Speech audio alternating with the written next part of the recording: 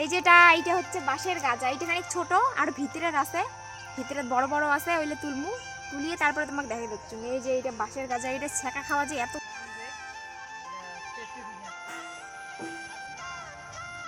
কি ছেঁকার টেস্ট, আর চাটিয়ে খাবে মানসিক।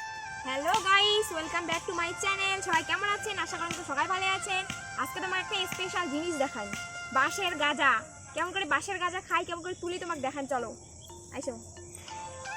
এটা বাঁশ, এর মেন গাজাটা করে তোলা খাই, চলো তোমাকে দেখা যাচ্ছে গাজাটা কেমন হয়। চলো আইসো বাঁশের গাজা দেখতেন।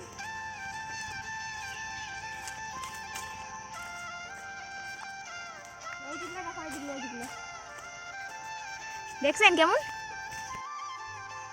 এই যেটা এইটা হচ্ছে বাঁশের গাজা, এইটা খানিক ছোট আর ভিতরের আছে, ভিতরে বড় বড় আছে, ওইলে তুলমু, তুলিয়ে তারপরে তোমাকে দেখা দিচ্ছি। এই যে এইটা বাঁশের গাজা, এটা ছেঁকা খাওয়া যে এত স্বাদ, সেই স্বাদ।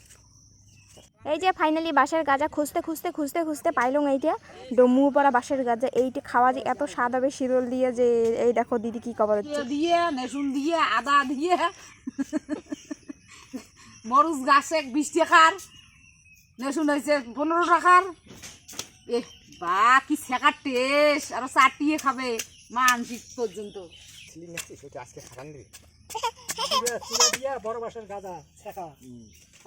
কাটিয়ে কেমন হয়ে গেল, কুচি কুচি করে কাটিয়ে এটা ছেঁকা দেখাও, পরের রেসিপি দেখান। ঠিক আছে, টাটা, সবাই ভালো থাকেন। পরের রেসিপি তোমাকে দেখান কেমন করে বাঁশের গাজা দিয়ে শীতল দিয়ে ছেঁকা রান্না খাই, সেই স্বাদ হয়। পরের রেসিপি দেখান।